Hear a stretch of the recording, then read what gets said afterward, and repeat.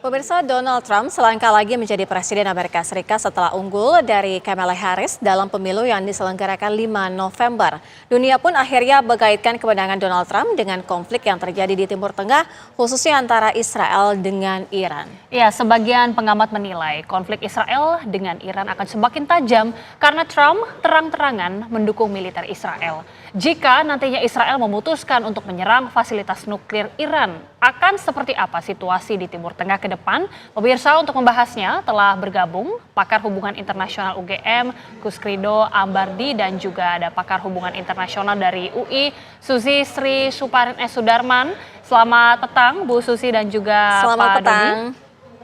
Selamat petang. Selamat petang. Baik, saya awali terlebih dahulu ke Ibu Susi. Kita masih tentunya menunggu, tapi memang sepertinya dari hasil ini akan Presiden terpilih ini adalah Donald Trump. Jadi kira-kira Bu Susi, kalau terawangan Ibu, akan seperti apa sebenarnya sikap politik dari Donald Trump atas konflik Iran-Israel ini, Bu? Jelas dia bilang finish the job kepada Netanyahu. Artinya dia memang mengizinkan Israel untuk membuat Palestina hilang. Kurang lebih begitu ya, kalau menurut saya. Akan semakin gencar tidak dengan Iran sendiri, Bu?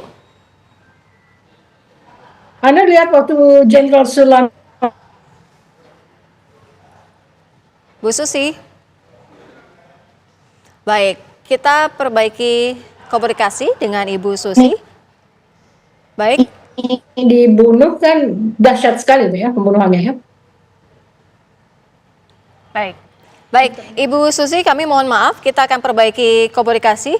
Nanti kami akan hubungi kembali, kita ke Pak Dodi. Pak Dodi, kalau misalnya melihat konflik dari Iran-Israel ini akan seperti apa? Pertama mungkin gambar besarnya dulu ya. Trump cenderung untuk isolasionis, artinya ingin menarik diri dari konflik-konflik di tingkat internasional, dan itu saya kira dinyatakannya adalah dalam perang Ukraina melawan Rusia yang dia mengkritik bantuan 8 miliar dolar yang terakhir untuk Ukraina. Tapi khusus untuk Israel ini saya kira itu menjadi perkecualian karena Trump juga berpikir tentang basis politik pendukungnya di domestik yang mayoritas itu cenderung untuk mendukung Israel.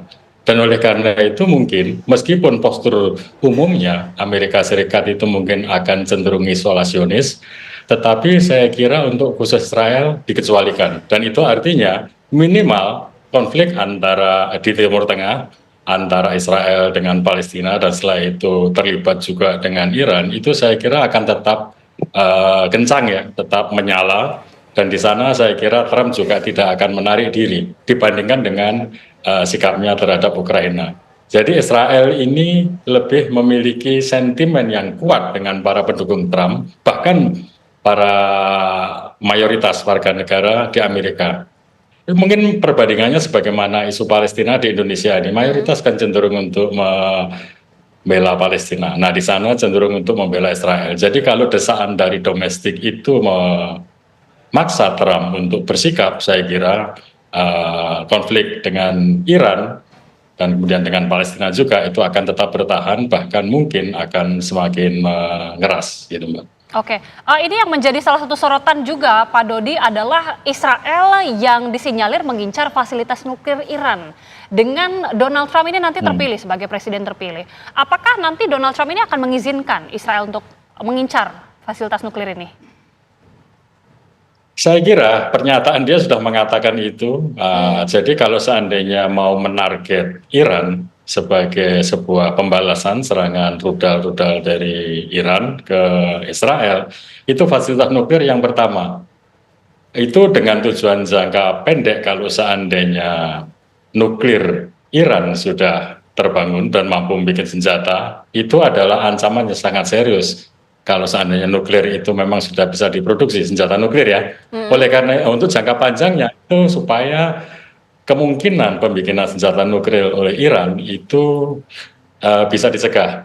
Dan saya kira itu adalah target utama. Tanpa itu saya kira tujuan perang dari Israel maupun Amerika kalau seandainya mendukung Israel itu akan nanggung. Karena dengan satu bom nuklir saja itu tingkat kerusakan yang diakibatkan oleh bom nuklir kalau seandainya Iran memilikinya Ya.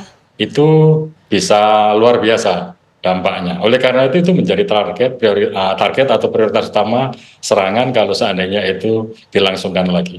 Gitu, Kalau Mbak. menjadi target, lalu bagaimana juga dengan Iran meresponnya jika itu memang benar-benar terjadi, Pak Dodi?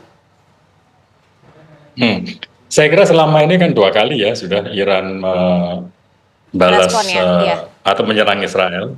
Nah itu saya kira tentu saja selain kemungkinan nuklir dan saya yakin belum sampai pada kemampuan untuk membuat senjata nuklir karena pengayaan nuklirnya sempat berhenti karena ada sabotase pengayaan nuklir sekitar zaman Obama saat itu. Tapi sekarang memulai lagi dan setelah itu kan Iran lepas dari perjanjian nuklir, pembicaraan nuklir, negosiasi tentang pembangunan tenaga nuklir di Isfahan dan beberapa tempat lainnya dengan Amerika. Nah sejak itu kita tidak bisa lagi mengidentifikasi sejauh mana kemampuan Iran untuk memproduksi senjata nuklir. Dan itu oleh karena itu bisa menjadi titik negosiasi atau titik justru menjadi picu bagi Israel untuk menyerang dan itu dipusatkan pada tenaga nuklir tersebut. Oke, saya kembali ke Bu Susi. Bu Susi, suara sudah terdengar jelas, Ibu? Terdengar? Iya, Ibu Susi, Terdengar. ini menjadi kekhawatiran sekali tentunya mengenai fasilitas nuklir Iran yang disinyalir akan dikeker ataupun diincar oleh Israel. Ini akan seperti apa melihat konflik yang akan terjadi, apalagi jika Donald Trump terpilih dan mengizinkan Israel untuk mengincar ini?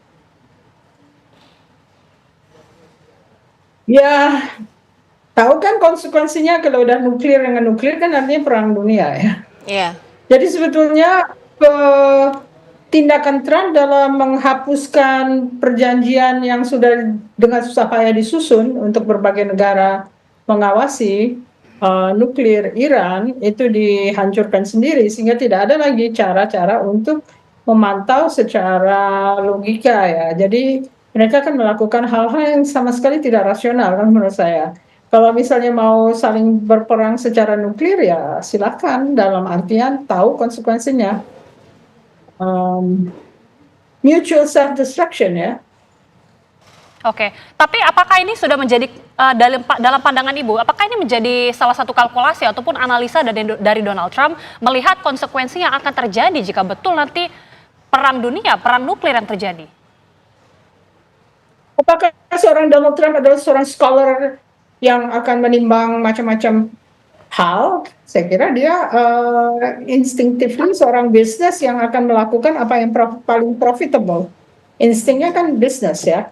Jadi kalau dia melakukan sesuatu itu tanpa menimbang variabel-variabel, tanpa melakukan sesuatu, mungkin memang jalannya dunia ini akan saling menghancurkan ya.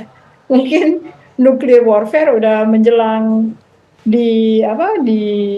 terjadi di dunia ini, kecuali kalau kita mengharapkan bahwa Ayatullah itu seorang religious akan mencoba mencegah ketegangan ini agar tidak bereskalasi tetapi justru menimbulkan perdamaian. Itu mungkin tidak, Bu Susi, terjadi atau memang eskalasinya akan justru jauh lebih meningkat. Tapi dibahasnya nanti usai jeda, Bu Susi dan Pak Dodi, kita segera kembali.